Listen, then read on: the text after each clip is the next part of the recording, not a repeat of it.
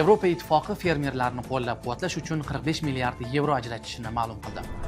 Yaqin Sharqdagi keskinlik global o'g'it ta'minotiga bosimni kuchaytirmoqda. Kanadada innovatsion kompostlash tizimi joriy qilindi.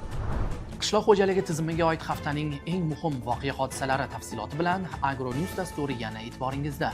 Mazkur hafta joriy mavsumga doir amalga oshirilayotgan agrotexnik ishlar samaradorligini o'rganishga bag'ishlangan rasmiy tashriflar, uchrashuvlar hamda tizim rivojiga yo'nalgan hamkorlik kelishuvlariga boy bo'ldi. Kanalga obuna bo'ling, videoga like bosing va yaqinlaringiz bilan ulashing. Biz boshladik.